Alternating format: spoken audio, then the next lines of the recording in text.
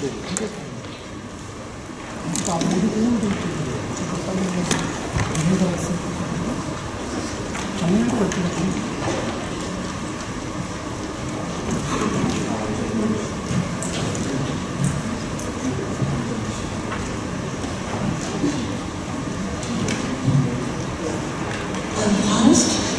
giving a report on the roles of Japanese notaries to protect vulnerable persons.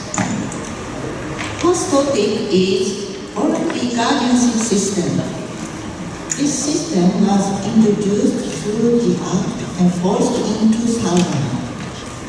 In this system, an individual who currently has the capacity to make some decisions enters into a voluntary guardianship contract with a trustworthy person as a voluntary guardian. And the individual entrusts all or part of the affairs concerning life management, medical and nursing care, and property management to such person for a time when he or she no longer has the capacity to make some decisions.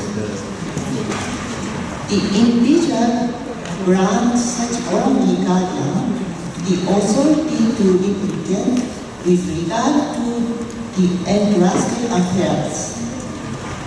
And the voluntary guardianship contract must be made through a notarial instrument. The contract comes into effect when the family court appoints a supervisor as a voluntary guardian based on a request to do so by the guardian and other concerned persons. Second, the role for the protection of minors, women in the divorce contract, and survived minors. In the case of a divorce settlement contract, in the form of a notarial instrument, for marriage